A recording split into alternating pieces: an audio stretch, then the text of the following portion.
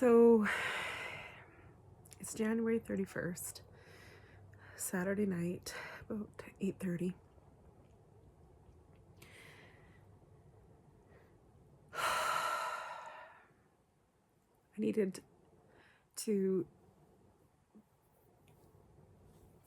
go into Lillooet today, and I am heading back, but I felt this is the first time of all the times that I've driven by. I've never stopped in at the Japanese internment campsite. So I did tonight, but something hit me.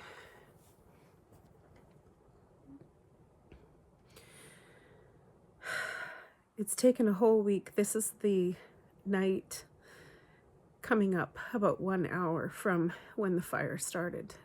Exactly a week to date. And all week, flashes of grief have come to me from so much of the items that are gone that were my mother's, her jewelry, and the teacups of my grandmother's. And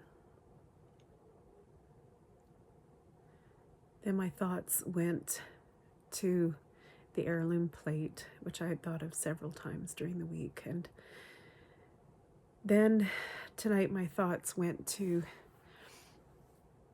the bunny bowl that my mother had saved for me with a plate. It was a collector's item, and I always looked at it, saw it every day, and in my china cabinet that I'd inherited as well. And then my mind went to the 4-H club plaque that I had, which, thank God, I actually just shared a little story about it and put a picture of it online recently before the fire. And I realized not only is everything that was my mother's and my grandmother's and my children's gone, my entire life, it's like it's just been erased. It's like somebody just pressed delete, and everything that ever was mine has been completely deleted, erased. So obviously my life isn't erased, but everything that I ever had since I was a little girl was passed on to me, and I inherited it all. So it's not like I had keepsakes that I know of anyhow that are still at my parents' place, things like that. I had everything. So everything that I can remember from a little girl, and even a dress that was inherited from family member, friend, all those little memories are gone. And it's not just the memories, it's the keepsake. It's what I had. And I think it's not so much the material items as it is the fact that that was my whole life tied up in our little home there. Everything that I had, everything I cherished, every ribbon that I had ever won from horsemanship events, my kids' participation ribbons, everything. It's like just total reset. Yeah, and that hit hard.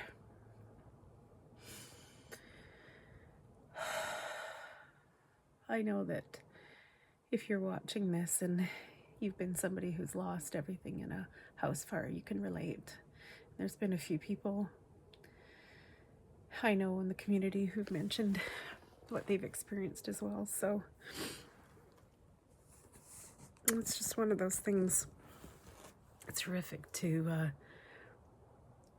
think of other people having gone through it. I'm the only one in my family who ever has, which is just, again, a complete irony why I end up tending to be the first to have to go through things so many times, good or bad.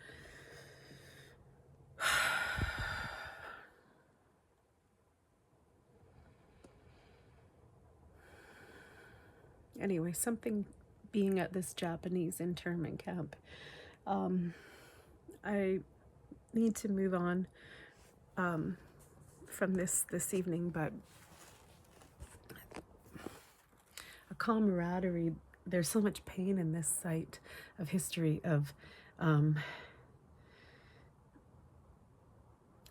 dispossession and relocation. So dispossession through fire, relocation, just even having to find temporary accommodations, not being able to really stay with family long term or anything like that. What normally is kind of fun, looking for a hotel or a motel room, just became something of grief again, to have to search and do that, especially since that's what we went through in the last year, and now we're doing it all over again. Or I am, at least anyway, with cats. Anyway.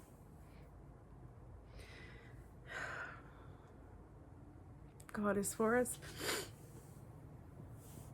Who could be against us? And I know he is, so.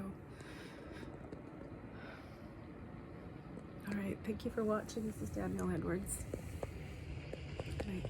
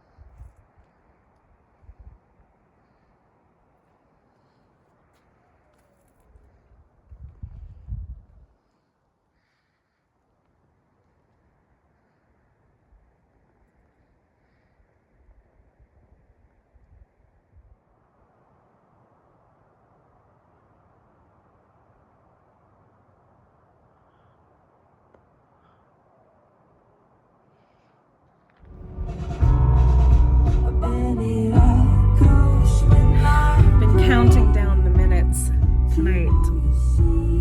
2 minutes now to when I heard the critical alert go off on my phone, and I went to go and check down the hall what was going on, because the sensor was in the laundry room, and I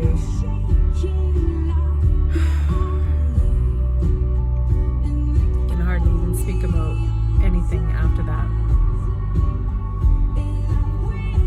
So tonight's been a pretty emotional night, because this would be right now when I was just sitting and trying to relax and watch a documentary that I thank God that I needed my phone for, to get the subscription on, because normally on Saturday nights, even till Sunday morning, I would have had, from Friday night to Saturday night, my phone completely off, and I would have avoided screens, but not this last Saturday night. And I was in my room even up until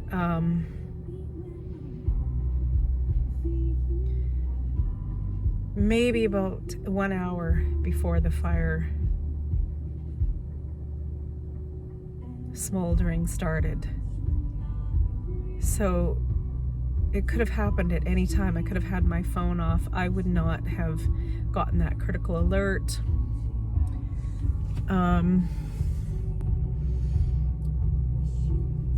Everything might have been up in flames. I would not have even had time to get the cats because of the smoke.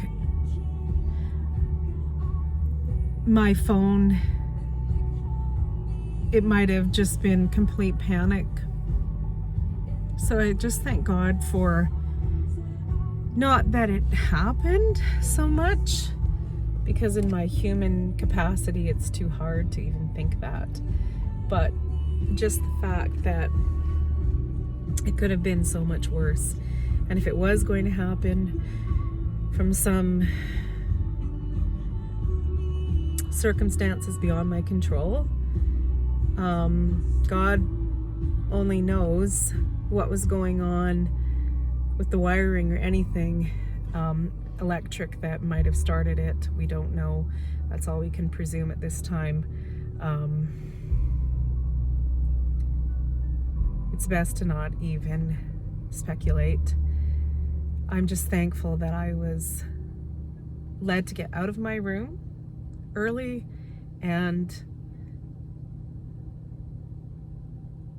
nothing beyond that can I even make sense of it all, except that all those little tiny things are little miracles and graces of divine protection. So this is about the time right now that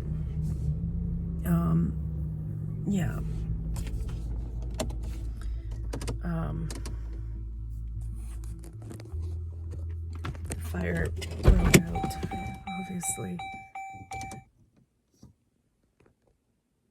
Yeah, anyway.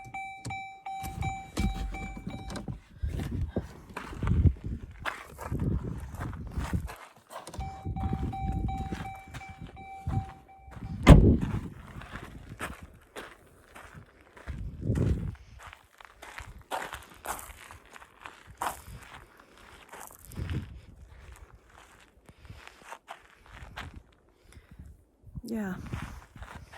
So right at this time is what I was saying, that a week ago is when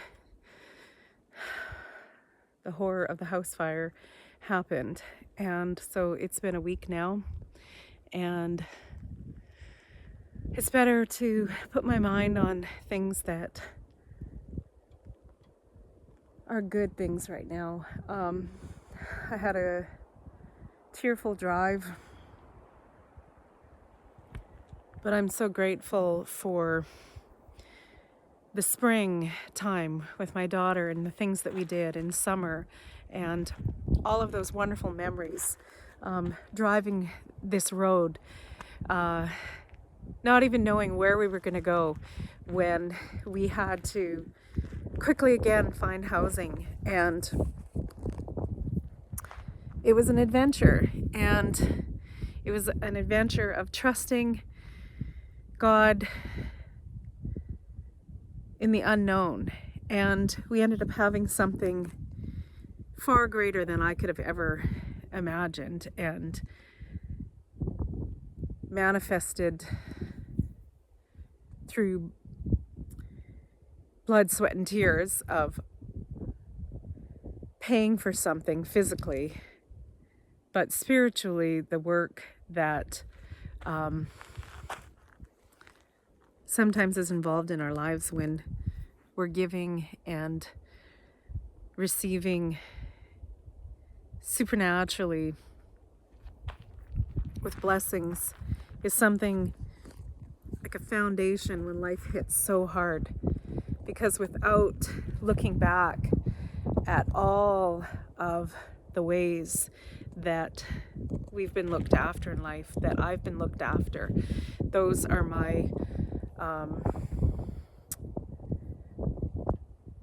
what do you call, like the boundary markers, you know, like when you create you make a stone, like a marker, right? Like you create a significant spot. It's very ancient, that ritual. So for me, those are my ancient boundary markers of when the divine moved on my behalf. And so many people have reached out and helped me and my situation. Thank you. Thank you. Thank you for every single way. Gift cards, every little bit that you've given to contribute, where those bits of help, the funds are going to go towards the rebuild. And the little bits right now have been able to give me some help in the meantime, comfort of just, you know, buying some makeup for my face, like anything, you know. It's just, these are things that just we need from time to time. And I miss my instruments. I miss being able to play my guitar. All of that's gone. You know, there's no point in belaboring everything. But I can sing. It's one thing.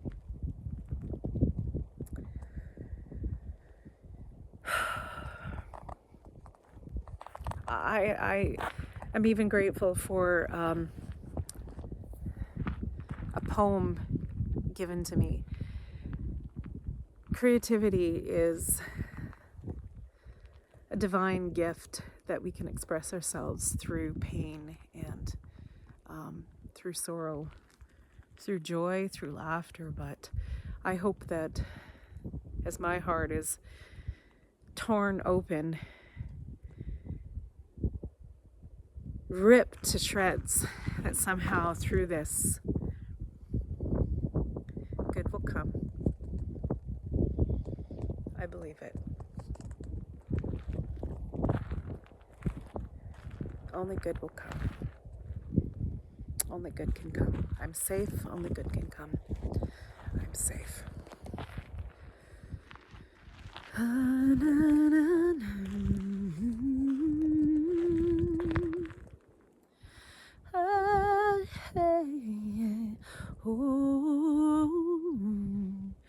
Oh, yeah, yeah, yeah.